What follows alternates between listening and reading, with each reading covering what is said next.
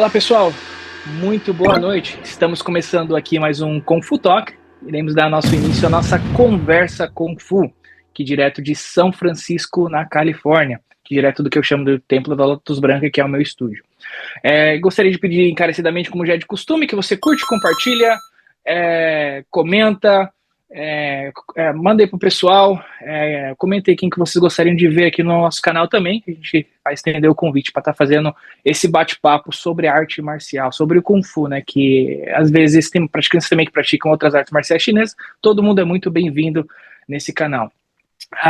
Esse episódio vai estar no YouTube e no Spotify. Se você estiver ouvindo pelo Spotify, make sure que você entra ali no nosso YouTube, vai ter todos os links ali do nosso entrevistado, para você estar conhecendo um pouco mais sobre o trabalho dele, e também, se você for da localidade, ter a oportunidade de estar conhecendo o espaço, a escola e o projeto do nosso entrevistado de hoje.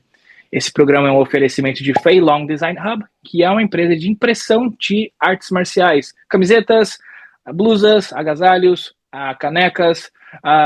Está disponível no Amazon. Se você está nos Estados Unidos, Europa, Japão, eles fazem envio lá. Caso você esteja na América do Sul, tem ali a Redbubble, a TeePublic e a Etsy. Eles fazem envios aí internacionais também. A Etsy já tem umas coisinhas um pouquinho mais diferentes, já são outros designs, mas se você gosta, é fã de artes marciais de vários estilos, Kung Fu, taekwondo, jiu-jitsu, karate, tem várias artes marciais bem legais ali, vários designs bacanas para você estar representando essa camiseta, inclusive do Baco Fupai, você consegue encontrar lá. Sempre tento fazer aqui um pequeno merchan também para estar divulgando, tá bom, pessoal? Pessoal, e hoje a gente vai fazer uma presença, trouxe aqui uma presença ilustre no nosso canal, uma grande honra, que é o Shifu Bruno. Muito boa noite, Shifu, tudo bom? Boa noite, tudo bem, Ronald? Eu agradeço a sua presença aqui, é uma grande honra, fã do Kung Fu em Foco.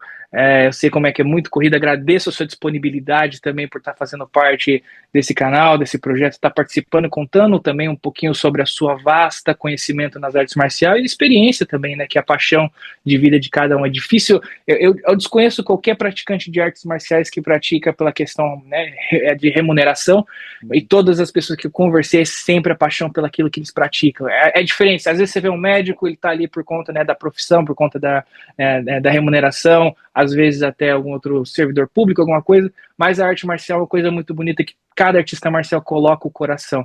E com o Shifu Bruno não é diferente. Hoje a gente vai falar aqui sobre muita coisa, sobre a trajetória dele na arte marcial, e eu agradeço mais uma vez a sua disponibilidade para estar participando aqui, tá bom, Shifu? Eu que Queria agradeço. começar o nosso episódio falando um pouquinho como que foi a sua trajetória na arte marcial, onde você começou, que artes marciais você praticou, até como que foi a sua transição até corrija a minha pronúncia se estiver errado, o Xianjiang Chuan, né? E como é que você conseguiu chegar até aí? Poxa, Ronald, muito obrigado pelas palavras. Poxa vida, acho que se eu for um décimo do que você falou aí, já estou muito satisfeito. Bem, é, eu gosto de contar essa história, né? Quando eu voltei da China, né, eu treinei muitos anos no Brasil, vou falar rapidamente sobre isso. Aham, Mas quando eu voltei da China, já formado pela Chinese Wushu Association, que é o órgão do governo chinês, né? que legal. E também já com uma boa bagagem dentro do nosso estilo de Jiang Jiaqun, eu me lembro Uhum. que a minha avó ainda viva, ela falou assim, poxa, Bruno, você lembra quando você tinha 4 anos de idade? Eu te perguntei o que você queria ser quando crescer, e você falou que queria ser mestre de artes marciais. Então, essa é uma paixão muito antiga, né? Vem do berço. Me lembro, acho que nessa época dos 4 anos de idade, talvez tenha sido até uma das maiores Uhum. inspirações. Eu me lembro de estar acordado, né, tentando assistir, né, por 4 anos de idade, tentando assistir o filme do Bruce Lee, que era inédito na TV, a primeira vez na TV na época, no SBT, se eu não me engano, né, o Operação Dragão, né? Então, assim, sempre foi, né, uma paixão através dos seriados japoneses, tokusatsu, né? É, inclusive, pô, sou fã aí do trabalho do Gutenberg, do Uhum. Daniel, do Avatar, né? Eles, pô, fazem um trabalho muito bacana, inclusive em relação a isso no Brasil. E então foi crescendo dentro disso, comecei no Karatê Shotokan, né?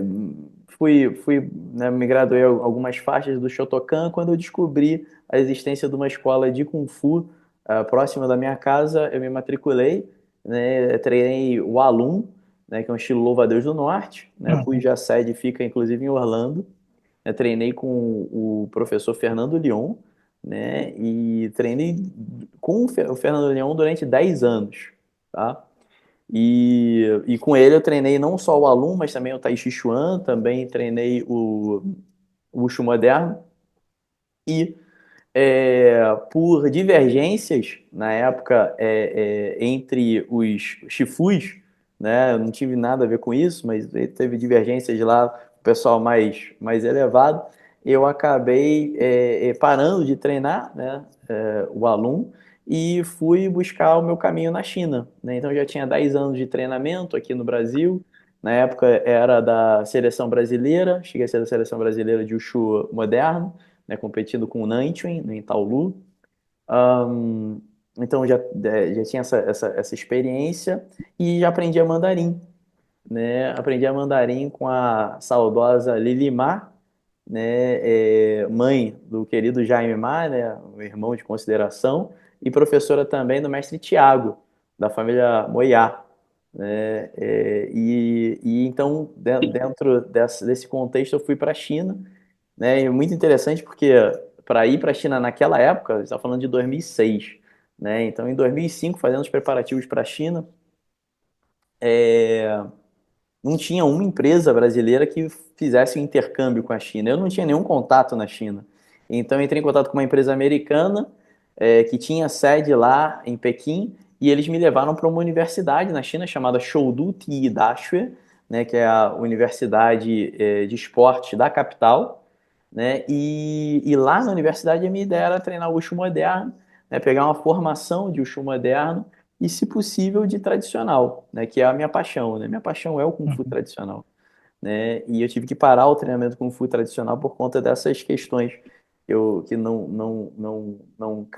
cabiam a mim na época e nem mesmo hoje. Então, fui para a universidade sozinho, foi um choque cultural bizarro, né? Chegar lá na China, 2006, sozinho, moleque, né? Tinha acabado de me formar, eu peguei meu a notícia da OAB, na verdade, eu estava na época tinha Lan House no aeroporto, hoje acho que não existe mais. Aí eu parei na Lan House, eu saí do Rio para Guarulhos, de Guarulhos fiz uma viagem também bizarra para a China. É a primeira vez, né, fazendo essas coisas. E lá na Lan House, em Guarulhos, fiquei sabendo então que eu tinha sido aprovado na Ordem dos Advogados. Então fui para a China como advogado, né, mas era um moleque, né, acabando de ser aprovado. E cheguei lá na China, fui para a universidade, onde foi um choque, como eu falei, um choque cultural.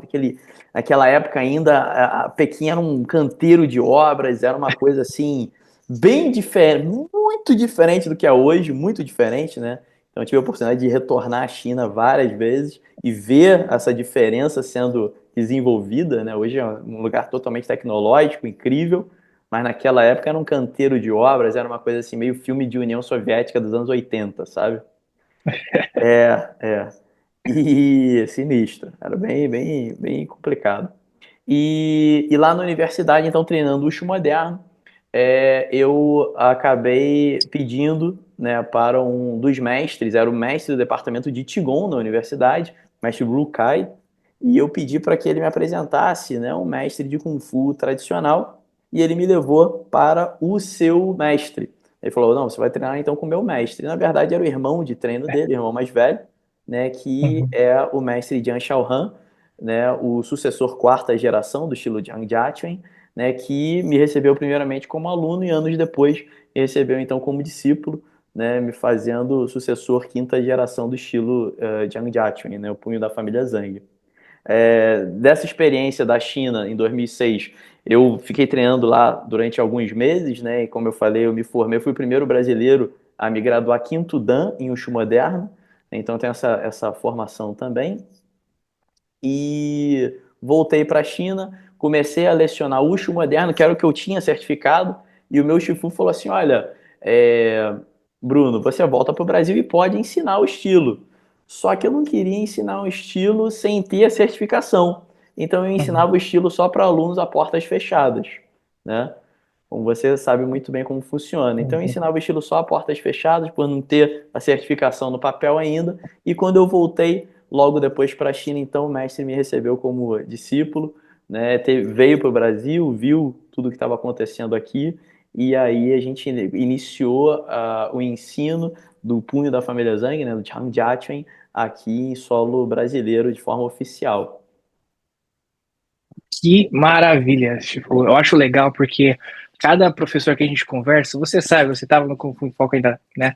Fez um grande trabalho. Cada pessoa, cada professor tem uma história maravilhosa.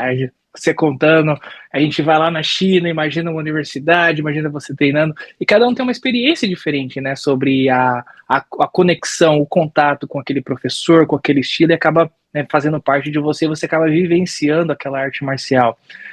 Foi muito legal, só para dar um pequeno adendo, a gente conversou ali, eu conversei com o Sifu Alex Alô, maravilhoso, né, o nosso bate-papo, e é legal porque é sempre uma coisa assim, inesperada, ele jamais imaginaria treinar o estilo Hungar da família do Frank de Franqui, né, teve ali, quem quiser saber mais sobre esse episódio, entra lá no nosso canal, tem um bate-papo bacana, mas foi uma coisa assim muito inesperada, assim como também você, também como eu, a gente tem essa experiência bacana, e vivenciar. E acho muito bonito também o seu respeito pela arte marcial, pela tradição, pela família, né? Quando você trouxe o estilo para o Brasil, né, teve essa preocupação de não, quero, né, tá realmente um pouco mais consolidado para poder estar passando esse estilo adiante, até que você teve a oportunidade de trazer o seu Sifu e aí realmente mostrar para ele o grandioso trabalho que você está fazendo aí no Brasil promovendo essa arte marcial. Eu acho muito bonito que eu até fiz uma pequena pesquisa, né, de entrevistar, porque não desconhecia o estilo pequeno, eu acho legal, fenomenal, esses estilos, às vezes, que não são tão populares,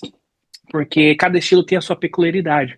E estava vendo algumas movimentações, estava vendo ali algumas, né, algumas formas na internet, né, me pareceu um pouquinho assim com o Jalgar, com o Hungar, algumas movimentações, mas eu queria que você falasse um pouquinho sobre o estilo, a sua peculiaridade, as suas características, partindo do princípio da origem dele, né, como que surgiu, falar um pouquinho sobre essa questão histórica para a gente também. Então, a tradição da nossa escola, ela conta que o nosso estilo ele surgiu no final da dinastia Ming, né, justamente quando os chineses, né, foram depostos, né, a dinastia de Ming foi deposta pelos Qing, Uhum. né, que eram manchus, né, então surgiu naquela época, surgiram, talvez até um dos seus estilos seja oriundo dessa época, né, Uhum. porque surgiram vários estilos que queriam se contrapor aos novos governantes da China, né, que eram estrangeiros, né, até então. E então vários estilos surgiram. A tradição da nossa escola conta que três generais, né, um general chamado Jiang, outro chamado Chao e outro chamado Ma, eles se reuniram aos pés do monte Emei, né, ali no sudeste da China, mas fica acima do rio Yangtze, né? Então nosso estilo é considerado do norte, tá? Acima do rio Yangtze. E e os três generais, então, eles criaram, né, eles juntaram, uniram as suas técnicas e criaram ali uma forma de combate, né, a qual ficou originalmente conhecida como Jiangjiaoma, né, o nome do estilo, né, então Jiangjiaoma Chuan, ou simplesmente estilo sem nome, né, Wu Ming Chuan, né, porque a ideia deles não era realmente ganhar fama com nada, era simplesmente, né, ensinar ali os seus soldados, né, para combaterem os Qing. É, o que acontece é que assim, insurreição não aconteceu, né, esse estilo foi passado, né, dentro do clã e dois anos, séculos depois, né, dois ermitões, né, que passavam ali por Beijing, eles conheceram, né, um menino, né, chamado Jiang Changjian, né, até então um menino, né, que estava treinando Kung Fu e eles viram um potencial nesse garoto e eles eram conhecidos por terem um Kung Fu muito, muito excelente. Pediram permissão aos pais para treinar o menino e esse menino, então, veio a ser o nosso mestre patriarca, o mestre Jiang Tianjian.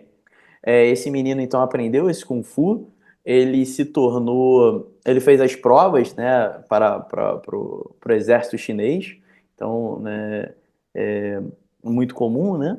E se tornou ali militar, Ele chegou a fazer as provas, então, dentro do exército para se tornar guarda-costas da rainha Cixi, que foi a última imperatriz da China. Né? Isso é fato histórico, Uau. né?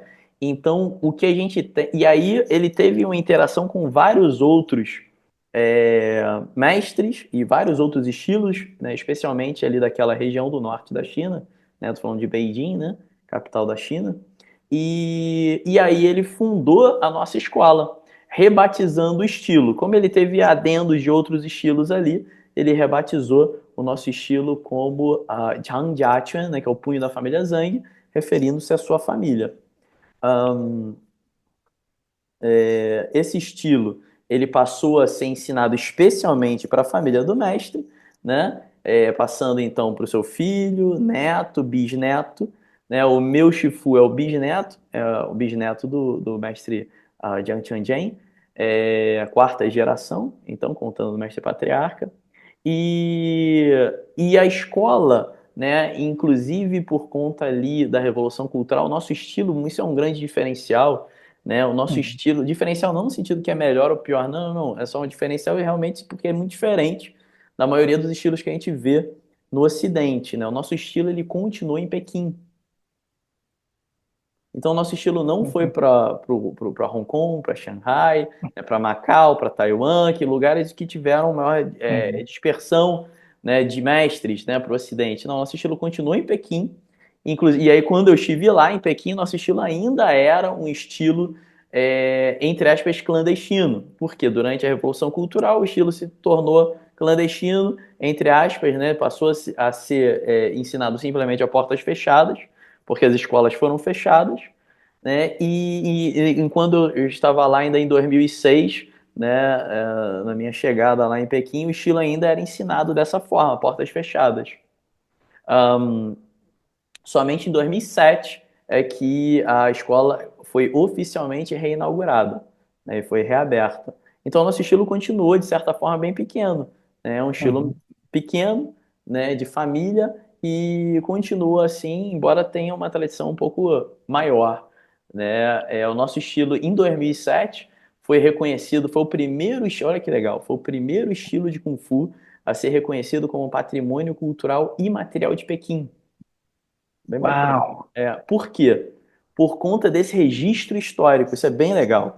Então, o que a gente tem da existência do estilo até a época do mestre patriarca, né, que foi guarda-costas da rainha Tsuchi, né, tudo isso tem documento histórico, né, inclusive fizeram filmes sobre o mestre patriarca, tem livro escrito sobre ele, tem até seriado. É uma figura em Pequim muito famosa, sabe? Então, por conta disso, de toda essa documentação, dessa veracidade, o estilo recebeu essa homenagem, né? Agora, tudo que eu contei em relação aos três generais que se uniram ao pé do Monte Amei faz parte da tradição da família. Uhum. Inclusive, tem uma figura também histórica chamada Doarduan, que é um grande guerreiro rebelde, né? Que tem inclusive ópera, né? Aquelas óperas de Beijing, né? Feitas sobre a Uhum. vida dele. Então disse que esse guerreiro também, que viveu aí há uns 2 séculos atrás, ele também fazia parte, né? Do nosso clã, né? E isso aí a gente não tem registro histórico, não faz parte das tradições da família. Mas então o estilo ele tem características primordialmente do norte, tá? E Uhum. existe influências do sul, né, porque o mestre ele tinha contato com muitos outros mestres, mas ele primariamente do norte. Que maravilha, que aula de história que a gente pôde obter aqui, porque eu acho que cada estilo, e eu acho muito maravilhoso a gente conseguir resgatar essas origens, embora alguns, quando a gente fala em relação, né, às partes tradicionais, tanto o Bak Mei quanto o Bak Pai, a cultura dos cinco anciões, Nick Mui, você tem essa parte, entre aspas, mitológicas, que alguns acreditam, outros não, eu acho que é muito válido, porque é parte da essência do estilo, é o que a gente tem de hoje, né? E ter todo esse material que essa parte, né, pelo menos que vocês têm comprovando, sendo material, é mais rico ainda, porque nem todos os estilos têm esse benefício, quanto os estilos maravilhosos estão por aí, que tem uma geração tão grande, né? O próprio estilo Bach May, o próprio Tchalgar, são pouquíssimas coisas que a gente tem de material vivo sobre isso, mas foi passado oralmente, foram passado ali de clãs dentro da família, né? Muitas coisas foram se perdidas, outros estilos, infelizmente, já havia tem livros em cantonês, citações sobre livros, até já mostrei alguma aqui de estilos em que perdeu-se. Simplesmente falava do mestre que ensinou tal estilo, mas infelizmente não chegou a ser transmitido até por contas de várias revoluções. A gente vê também que a Montanha Meia é muito rica de histórias, né? A nossa linhagem também veio ali de M.A. Chan, que era uma das linhagens de Bach Mei, e Fundoduk, após a queima do templo, eles foram ali, se reuniram e cada um seguiu o seu caminho para poder viver sobreviver, né, depois do ataque dos Manchures na queima do templo de Silon. Então a gente vê que sempre que eu vejo alguém falando de EMEA, eu falo, pô, que legal, né, tem alguma conexão ali, você sempre vê essa conexão nas artes marciais, né, locais, às vezes até patriarcas que às vezes se encontraram, né, Hungar tem muito disso. Lugar você tem uma conexão muito grande ali com linhagens, então é muito legal porque você começa a rastrear coisas, começa a conectar pontos. E a gente que é praticante, que vive disso, vive nisso, né, tem essa vida Kung Fu, isso é muito, muito gratificante. Queria falar um pouquinho em relação a como que os estilos, né, como que o estilo contribui para a questão de equilíbrio mental e emocional dos praticantes. A gente sabe que a arte marcial ela envolve muito mais do que além do que um movimento corporal, né? Eu uso falar para os alunos que parte corporal, defesa pessoal, isso é só o topo do iceberg, né? Tem muito mais além desse questão de defesa pessoal. Você poderia explicar um pouquinho para a gente em relação a aspectos, né, do Xian Jiachuan nesse quesito? Sim, claro. É, Por onde começar, né? Esse é um aspecto assim realmente muito desenvolvido dentro da nossa escola, né? Por quê? Eu vou falar um pouco da história, né? Brevemente, né? O nosso mestre, né? Patriarca, assim como eu e outros alunos meus, já discípulos também sexta geração, já ele teve a oportunidade de treinar no Templo Shaolin, né? E a gente sabe que no Templo Shaolin existe uma um desenvolvimento da meditação muito grande, muito antigo, né? Então, muita coisa que se ensina hoje, Uhum. mindfulness, né, vem dos ensinamentos lá do Templo Shaolin de 1500 anos atrás. E a gente tem dentro da nossa escola esse ensinamento bem arraigado, tá? Então, a nossa escola ela trabalha com a meditação de forma bem desenvolvida. Essa meditação é a meditação de matriz chinesa chamada Dazuo, tá? Então tem todos os conceitos chineses, né? Tem todas as aplicações, né? E muito referente ao Templo Shaolin, muito desenvolvido, né? Por outros mestres lá de Pequim, né? E então a gente trabalha bastante essa questão meditativa e por conta da meditação da Zuo, o estado mental de atenção plena que hoje, né, é conhecido como mindfulness. Isso é muito presente. Isso é muito presente porque a gente tem um dos princípios da nossa escola primordiais é o Wai Chuan Neigong, que é o punho externo e o trabalho interno. Então a gente tem essa parte marcial, né, bem desenvolvida, né? A gente gosta muito da parte marcial, mas a gente entende que a parte interna precisa se desenvolver juntamente com a marcial, com a parte externa, com a parte física.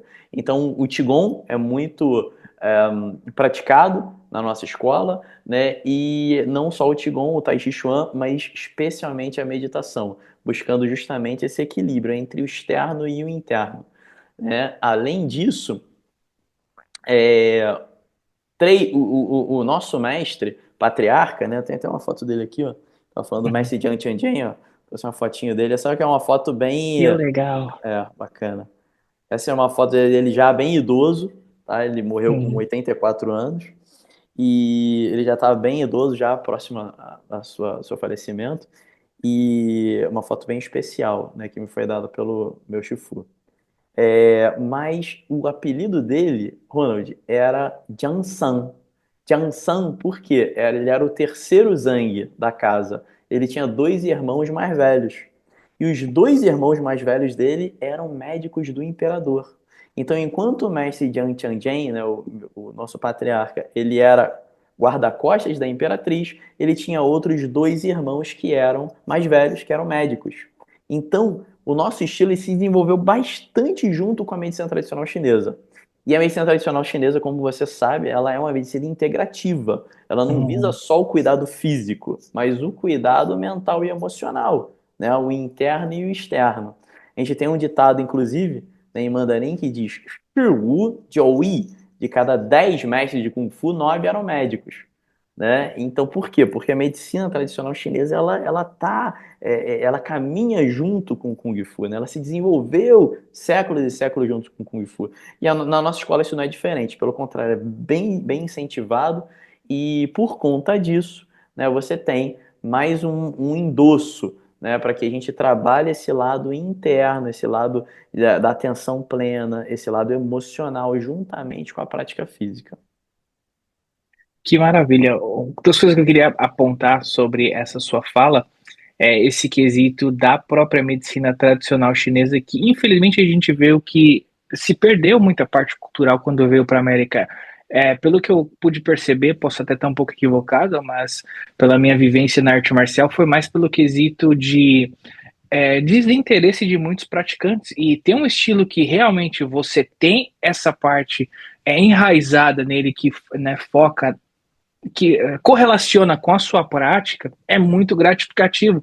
Né? Quantas vezes artes marciais, escolas, professores que eu converso, que eu tive a oportunidade de conhecer, né, que até algumas linhagens que teve até patriarcas que foram médicos renomados na China, e às vezes não se tem aquele conhecimento, às vezes pela questão de apenas acreditar que a arte marcial é apenas um sistema de luta, né?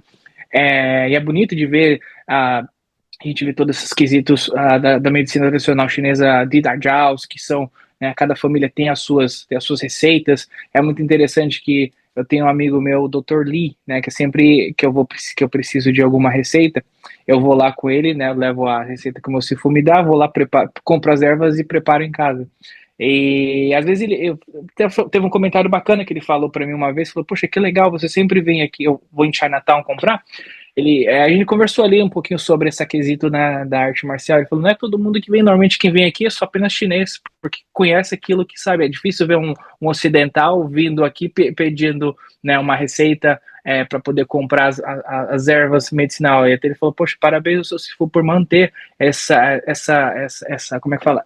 Essa essência do estilo, porque eu uso falar que é uma essência, porque nem todas as escolas têm o privilégio de ter conhecimentos nesse quesito, né? E só parte para agregar, né? Porque a gente fala que a parte da medicina tradicional chinesa, alguns, né, descredibilizam pelo fato de muitas das coisas não ter um estudo aprofundado como a medicina ocidental que nós temos, mas existe muita coisa que é realmente cientificamente estudado e às vezes até um pouco acrescentado, trabalhado ali, provado que realmente ajuda com certos tratamentos. A própria o Qigong, o Heikong em cantonês ou a meditação, né? A própria Universidade de Harvard fez um estudo maravilhoso sobre os benefícios, né? Não é um estudo tão aprofundado como você pegar uma aspirina e ver realmente ele, o composto químico e o efeito no corpo, mas realmente tem-se ali os seus benefícios que ajudam como é que eu posso falar? Ajuda a melhora da vida do praticante, né? Sim, verdade. E eu não sei se essa questão da medicina tradicional chinesa, ela se perdeu também, né? Isso é uma coisa que às vezes eu reflito, né? Porque às vezes você tem o mestre que vem de fora, né? Então ele vem para o Brasil, vai para os Estados Unidos, vai para a Austrália, por exemplo, da China, e ele tem aquela barreira cultural e a barreira do idioma. E é muito mais simples ele ensinar o soco e o chute, sem se aprofundar nesses outros aspectos, porque acaba sendo muito mais complexo realmente você transmitir o conhecimento. Às vezes, né, muitas das vezes, o mestre acaba não dominando o idioma, né? Por outro lado, também os alunos que recebem o conhecimento também não dominam o idioma de origem do mestre. Então, Uhum, muitas coisas se perderam. Eu vejo que existe um caminho hoje, né, muito maior nesse sentido de aprofundamento, sabe? De uhum. novos chifus, né, como a gente, assim, dispostos a irem atrás e preencherem os gaps, né? Uhum. Preencherem as lacunas, né, que estavam faltando, sabe? É fenomenal isso, porque só enriquece, né? Você vê, por exemplo, eu estava conversando com o Dr. Lee, ele me deu uma receita de uma de Darjal que era de Wong Fei Hong. Eu falei, caramba, cara, eu tô com uma receita agora de Wong Fei Hong, né? O meu grão-mestre, a Josie Yi, a Liu Yinhang, ele era também médico traumatologista, então a gente tem também um catálogo ali de medicina tradicional chinesa. O próprio grão-mestre Dou Wei diz a lenda que Fan Dodou, quando ele saiu da queima do templo, né, ele viu um livro ali de receitas são 160 receitas do templo Shaolin de monges que utilizavam, ele guardou de acordo com o meu Junchi, eles têm não o livro em si, mas ele tem a maior parte das receitas ali guardada. Algumas eu tenho acesso, ele não tem acesso de todas da família do Wei, mas é bonito você manter esses documentos, né? Por mais que seja documento, seja, né, informações, eu queria dizer, né? Informações da própria família, porque isso enriquece. É o que a gente vai estar transmitindo no dia de amanhã. E a gente tem que tomar muito cuidado com esse telefone sem fio, para uma informação que era tão rica no passado, seja passada adiante, às vezes vai perdendo a sua essência e chegar no dia de amanhã daqui, né, a 15, 20, 30 gerações, acabar sendo passada apenas uma receita. Falando apenas do Didadial, mas tem muita mais coisa. Tem meditação, igual você mencionou, tem Maxi Bustão, tem ventosa terapia, que alguns médicos já também, alguns praticantes têm acesso através de cursos de curso de medicina tradicional chinesa na faculdade, mas cada professor às vezes tem a sua técnica principal, trabalhando em determinados pontos de pressão. Eu acho isso muito, muito válido. Legal. Aqui, sobre essa questão de não deixar morrer, eu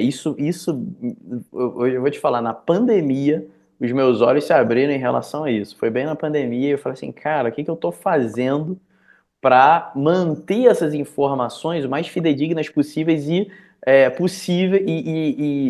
disponíveis para os meus alunos, né? Os próximos chifus, né? Os chifus que já, né? As próximas gerações.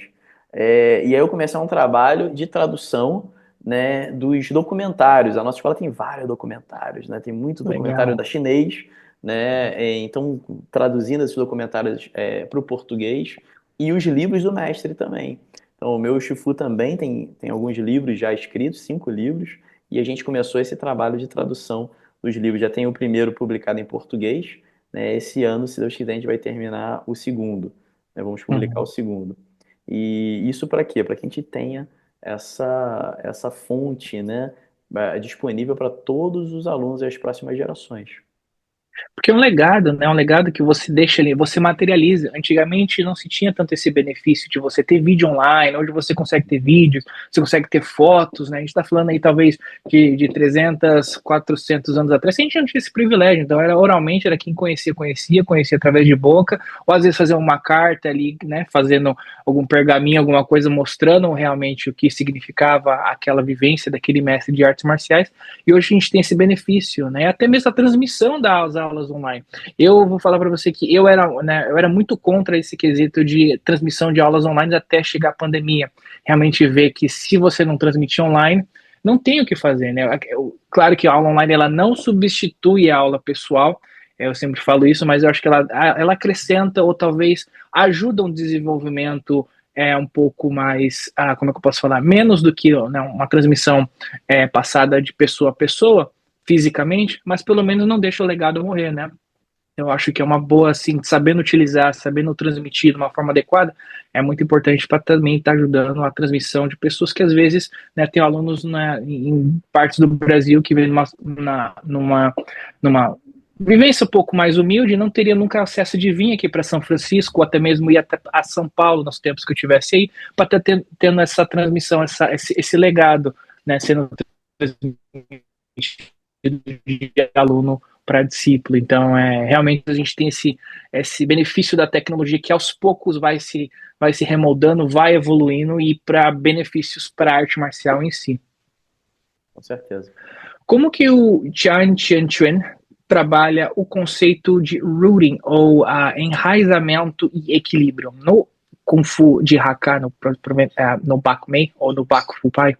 A gente tem as posturas, né? Tem o conceito de Samin, que são as 3 posturas básicas, né? Sanguakma, a Seipima e outras posturas também.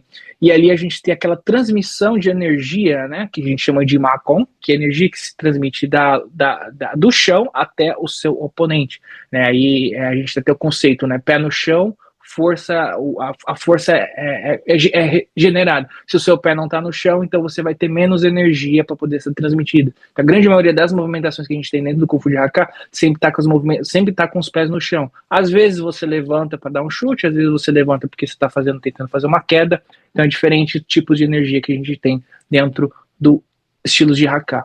Queria saber um pouquinho sobre o estilo de Anchachuan. Como que esse enraizamento e essa questão de equilíbrio, ele traz o benefício tanto nas movimentações para aplicação e eficiência das técnicas? Na verdade, os conceitos são bem similares aos que você apresentou. A gente tem as mesmas bases principais, né, do Wushu, né, do Kung Fu. Uhum. Né, em mandarim chama de Mabu, Banmabu, Gongbu, né, Shibu, Xiebu, Gaibu, Pubu, né? Isso com um entendimento energético, né, de trazer o tipo da Dantian e você conseguir, então, trazer o seu centro de equilíbrio próximo do chão. Embora seja um estilo do norte, né, a gente tem um treinamento de chutes altos, né, chutes até... a gente não tem tanta... Não trabalhamos com acrobacias dentro da escola, porque é um estilo militar, né, não é um estilo plástico. Inclusive, uma vez o meu mestre falou para mim assim, Bruno, você tem um grande problema. Aí eu, pô, mestre, qual o problema? Assim, Bruno, você é um cara inteligente, você aprende rápido, mas você tem um problema muito sério, Bruno. Eu falei assim, mas mestre, qual que é o meu problema? Eu já tava nervoso, o que aconteceu? Ele, pô, seu Kung Fu é muito bonito, Bruno. Foi muito bonito. O Kung Fu tem que ser feio, pra ser eficaz. Isso é porque, pô, enquanto eu treinava 8 horas por dia na China, né? Enquanto eu morava lá, 8 horas por dia. E eu treinava, metade desse período era Kung Fu, Wushu moderno, né?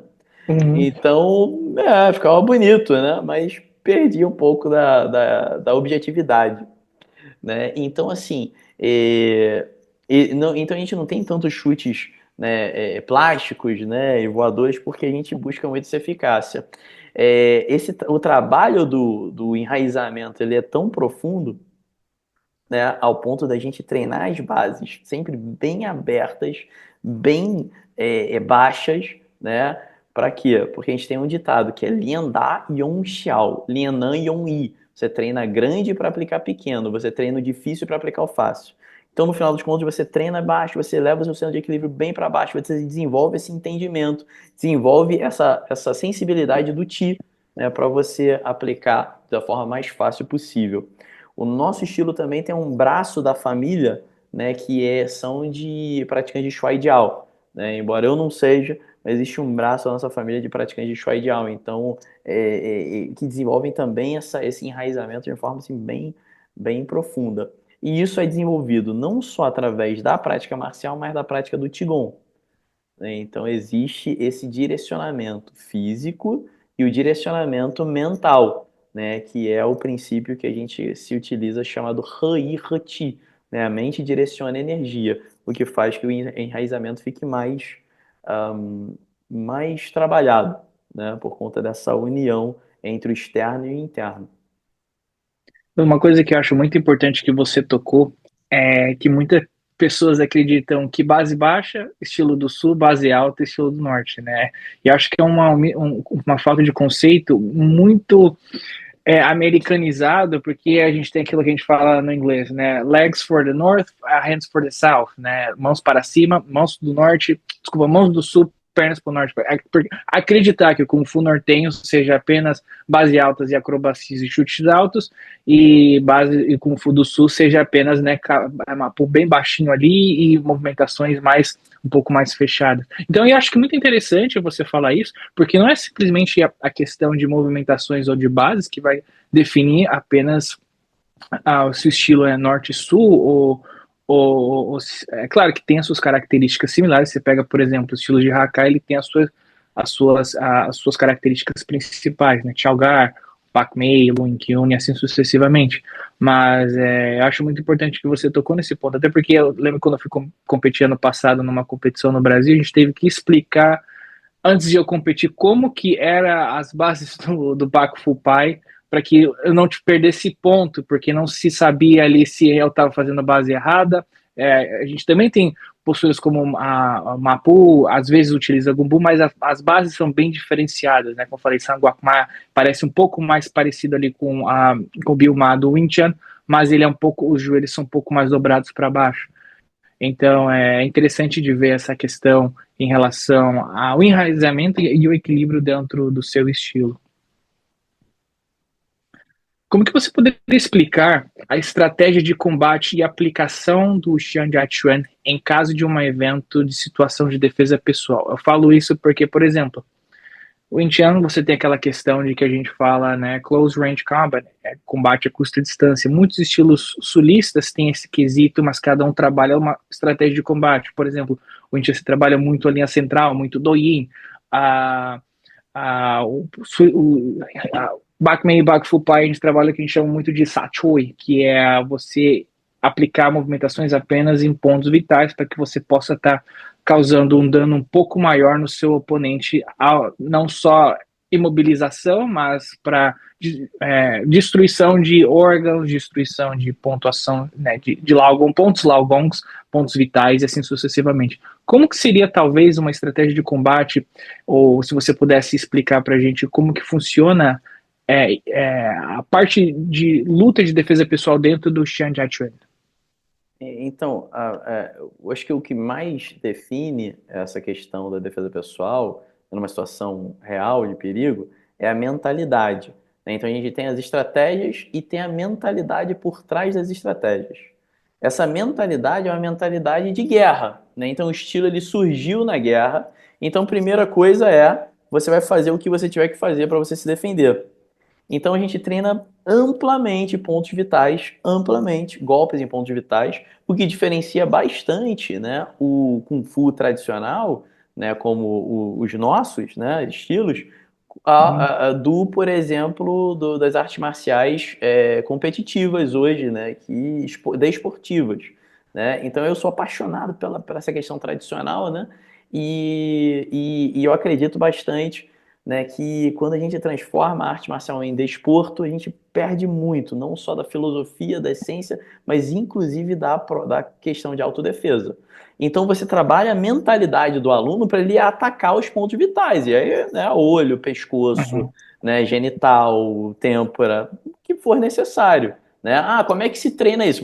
Hoje é fácil, hoje é mole. Hoje tem o Bob, né? O cara, pô, desenhadinho ali pro cara Uhum. treinar. E o mais importante é você abrir para essa percepção. Né? Então, numa situação de defesa pessoal, você vai fazer o que você está acostumado a fazer. Então, se você treina Muay Thai, você vai dar soco, chute, canelada, cotovelada. Agora, se você treina uma arte marcial que visa ali pontos estratégicos, você vai atacar nos pontos, pô. Você vai ficar trocando soco, você podendo atacar no pescoço, você podendo atacar na genital, você podendo atacar o olho, tá lá engalfinhado com a pessoa no chão, pô, você pode perfurar o olho, sabe? Você pode. Então, assim, essa é a mentalidade. Então, o cara, por exemplo, ele pode se utilizar de algo como uma caneta, por exemplo, né, para espetar o oponente, né, ele vai se utilizar disso, faz parte do treinamento. Essa questão mental, né, o mindset, a mentalidade, faz parte do treinamento. E aí entram as estratégias. E nós temos várias estratégias. Estratégias de curta distância, de longa distância. Então, uma estratégia como o Jimbu, Sanchoi, para você encurtar a distância. E normalmente, como a visão é de guerra, é você sempre encurtar a distância saindo por trás do oponente. Para pegar Uhum. pontos ali onde ele não, é o ponto cego dele, onde ele não vai ter acesso. E não vai ter como te contra-atacar. E aí você vai atacar nuca, né? Atacar o pescoço, atacar rim, coisas que não são permitidas em competições. Então, o Jimbu Sanchoi, por exemplo, é uma estratégia para pegar por trás. Né? O Fanbei Hanchuai é uma estratégia já para você abrir distância em relação ao oponente. Por ser um estilo do norte, a gente tem técnicas de curta distância e de média longa distância. Aí você vai se utilizar de chutes estratégicos, né, em pontos estratégicos, abrindo distância em relação ao oponente para onde distância estratégico, onde você consegue acertar o oponente e ele não consegue te acertar. Né? Técnicas, estratégias para você variar golpes, né, em pontos sensíveis, né? Estratégias para você golpear as articulações, né, e inutilizar o oponente o quanto antes. Então, como eu disse, a visão de guerra, né, ela influenciou bastante essa, essa faceta do estilo, né, de autodefesa. Que bacana, acho bem interessante isso. E como que você poderia adaptar isso para uma questão, né, no mundo moderno, como se fosse uma forma esportiva, né? Caso MMA, é, há alguma adaptação ou você acredita que o estilo de Andy Chuan, ele, né, a gente sabe que, como você mencionou, ele perde bastante essência, mas você ainda acha que consegue essa adaptação até para uma questão mais de competitiva? Às vezes você coloca um atleta ali para que ele possa estar competindo, mas da mesma forma demonstrando, como é que eu posso falar? Divulgando o estilo, mas uma forma um pouco diferenciada, talvez, não sei como é que é a sua visão em relação ao Sanda e o Kung Fu, ou ao Koshu e o estilo Jan Chuan. Somente a minha pergunta é mais se há alguma adaptação para esse estilo dentro da parte esportiva. Sim, a gente se utiliza do Sandá como parte inerente ao nosso currículo. Então, o Sandá não é só uma aula que pode ser ensinada à parte, mas o Sandá faz parte do currículo de tão importante que nós entendemos que é essa adaptação. Porque, como eu falei, pô, você beleza, você treina lá de apertar o olho do amiguinho, né? Atacar a genital, mas, cara, isso aí você não consegue treinar no Uhum. oponente. Você vai treinar no Bob. E é muito importante o treino de combate. O treino de combate é fundamental, né? Então você precisa aprender timing da luta, aprender a distância da luta, você precisa se expor à luta, não tem como dizer que não. Então, o Sandá, para mim, foi uma resposta necessária ao Kung Fu e hoje em dia, né, faz parte do nosso currículo, né, do estilo Jiang Jiachuan, o Sandá, para que todos os praticantes tenham essa experiência. Então, temos, né, uma parte do currículo, né, voltada para a parte tradicional, de combate tradicional, só que se torna bem limitado, e no Sandá é Uhum. onde a pessoa pode se forçar um pouquinho mais. Então, embora tenhamos o Sandá, a gente, nossas escolas, né, no mundo inteiro, né, nós temos escolas aí no Japão, nos Estados Unidos, inclusive aí nos Estados Unidos, depois a gente conversa sobre isso, né, Legal. na Coreia do Sul, né, além da China, né, e do Brasil. É, o Sandá ele se é utilizado nas aulas, entretanto, não temos tanta mentalidade competitiva. Sempre que eu tenho um aluno que quer competir, ótimo, Uhum. legal, vou com ele e tal. Eu gosto de competição, eu acho que é uma festa, né? Mas eu acho que é mais nesse sentido, de festa, né? De exposição, de experiência, de experimentação, né? Nossa mentalidade não é competitiva e nem desportiva, né? Então o Sandá é, ele serve, né, realmente com o propósito de fazer com que a pessoa treine essas características tão importantes da luta que você não consegue treinar sem um contato. Você tem que treinar. Então você Uhum. tem que aprender, isso é importante, isso faz diferença no dia a dia, na aplicação marcial, e por isso o Sandá para a gente é uma boa resposta, né, que veio aí das últimas décadas até hoje. Agora, voltando um pouquinho sobre a questão filosófica, ó, o Jiang Chuan segue algum conceito dos cinco elementos ou dos oito triagramas do Bagua? A gente vê o Bagua sendo utilizado em várias artes marciais, estilos tanto internos quanto externos, próprio estilo de Haka, como o Bakumei, você também tem os oito triagramas, você também tem o Wushin. O Jiang Chuan segue algum desses conceitos ou ele tem outro conceito diferencial? Não, não, ele segue os mesmos conceitos. A gente tem esses conceitos sendo aplicados nos combates, né, em estratégias de luta, em golpes específicos, mas especialmente, né, esses conceitos, especialmente dos cinco elementos, o Wushin, né, eles são utilizados no Qigong, especialmente no Qigong da nossa família. Né? Então, como eu falei, né, desse nosso princípio Wai Chuan Nei Gong, né, o punho externo e o trabalho interno, o Qigong ele faz parte né, das técnicas, né? Por exemplo, o nosso primeiro Taolu começa com Qigong, termina com Qigong, né? Faz parte das aulas. A aula começa com Qigong e termina com Qigong, né? O Qigong ele tá presente em tudo. E os 5 elementos, então, né, eles estão presentes para o fortalecimento energético, né? Tanto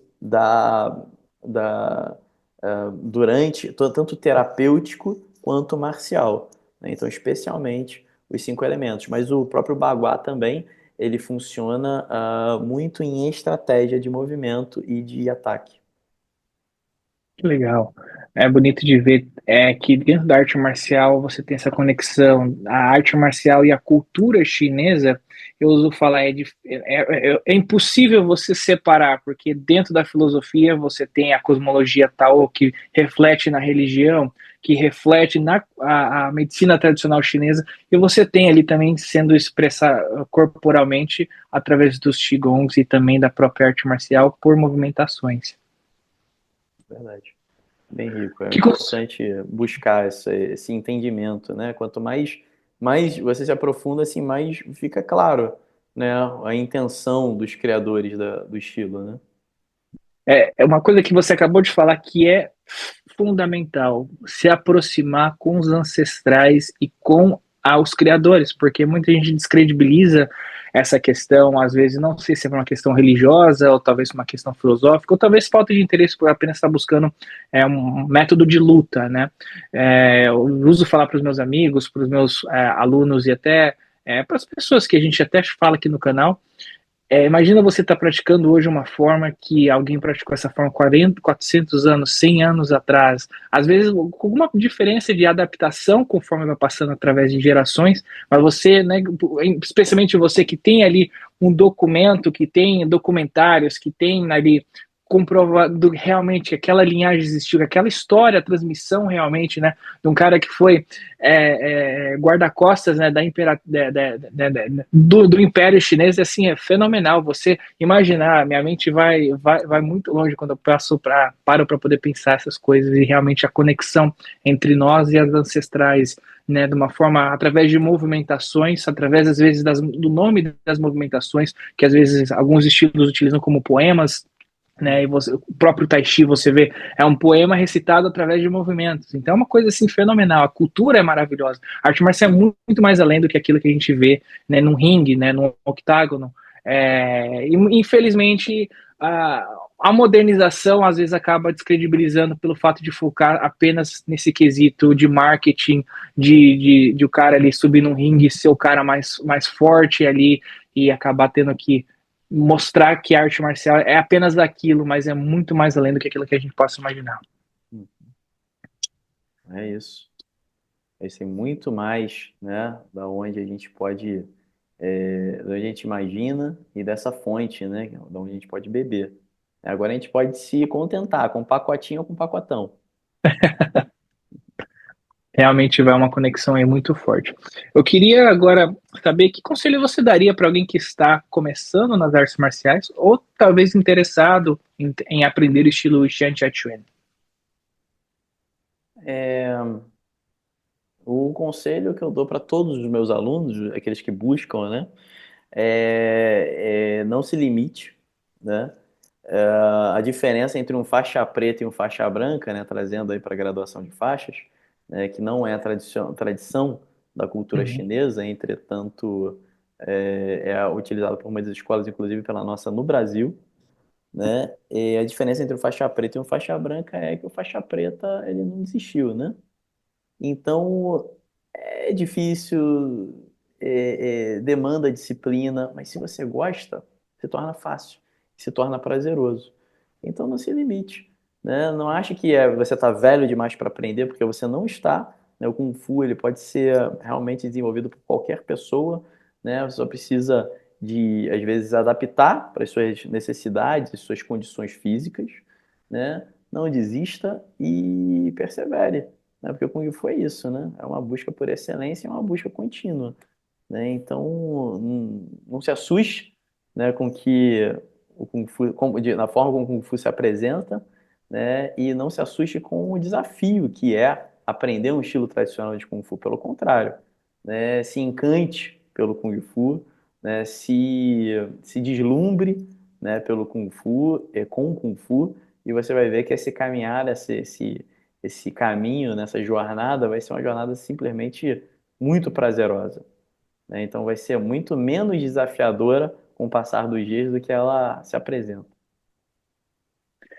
Que bacana, Chifu Bruno. Queria te agradecer pela sua participação, queria te agradecer por esse bate-papo, né? Você está disponibilizando esse tempo para estar conversando com os nossos ouvintes, conversando conosco, falando sobre a sua experiência na arte marcial, sobre o legado da sua arte marcial. E eu acho que é interessante porque a gente precisa estar divulgando a arte marcial, precisa estar ali, a gente precisa estar comentando e mostrando realmente verdadeiros artistas marciais e professores que fazem um excelente trabalho impactam positivamente na vida dos praticantes, dos alunos, dos professores, dos grão-mestres, principalmente, que às vezes a gente é um professor e às vezes acha que os únicos que estão ali realmente fazendo um grande trabalho é que estão acima da gente, mas muito pelo contrário, todos nós, como na família Kung Fu, tanto quando o aluno que acabou de começar, quanto o grão-mestre mais antigo, né, sempre influenciam na vida dos outros. Queria te agradecer por essa participação e queria te deixar esses momentinhos finais para que você pudesse estar divulgando tanto sua escola, seu trabalho, futuros projetos, os livros também,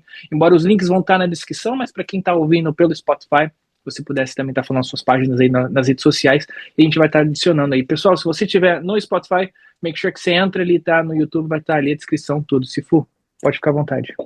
Ronald, muito obrigado aí por esse tempo, né, pela possibilidade de conversar, né, sobre o estilo. Você começou nossa conversa dizendo que todos aqueles que trabalham com arte marcial sempre fazem com paixão, né, eu acho que não é diferente, né, realmente existe essa paixão aqui nos move. Muito obrigado, então, por esse espaço. Queria, então, convidar todos que quiserem conhecer mais sobre o estilo, né, a entrar no nosso site. O nosso site é muito completo, né, e nesse site você vai encontrar vários desses artigos traduzidos, tá, disponíveis a todos, abertamente, tá, e é o www.kungfudeverdade.com.br, né. Sempre me perguntam, pô, Kung Fu de verdade só o seu? Não, não, calma aí, pô, não tô dizendo que é só o meu, claro que não, né. Então, Kung Fu de verdade, porque o nosso, pelo menos, a gente tem essa tentativa, a gente quer tentar fazer o mais de verdade possível, né, com muitos erros a gente vai ter ao longo do caminho, mas é uma tentativa. Então, www.kungfudeverdade.com.br. O nosso Instagram é @chifubruno, né? Você vai também ver muita coisa interessante ali. E @Wulindau Kung Fu, que é o nome da nossa escola, não do nosso estilo, né? Que é Jiang Jiat, é o nome da nossa escola, Wulindau. Todos são convidados. Quem quiser pode entrar em contato diretamente, tirar suas dúvidas, né? Procurar saber um pouquinho mais e aparecer para tomar um chá. Faço convite para você, Ronald, tá? E para todos aqueles interessados, né? Entre em contato, vem tomar um chá com a gente. Todos os chifus do nosso instituto vão te receber com chá e com muito carinho. Chifu Bruno, mais uma vez agradeço por essa participação. Muito obrigado, né, mais uma vez por compartilhar tanto sobre a sua escola, sobre o seu estilo, sobre a sua vivência, e também a você que ficou ouvindo até esse momento, você que está aí no nosso canal assistindo. Assiste também os nossos episódios em inglês, pessoal. Estamos trabalhando agora para ter a nossa página no Instagram também. Ali vai estar a tradução, vai ter algumas legendas legais, onde a gente vai estar postando os shorts dos vídeos, tá bom? Página em inglês tem os podcasts em inglês e tem em português também. Eu ouvi dizer aí que um dos meus alunos entrou ali na página em inglês e você tem a opção ali de colocar a tradução ali, a legenda. Né? Muita pessoa perguntar para mim, mas não tem legenda, não entendo inglês, não tem problema, pessoal. Clica lá, entra lá na legenda, você consegue ler. Eu sei que não é a mesma coisa, mas você consegue absorver bastante informação ali de grandes professores de artes marciais do mundo todo, tá?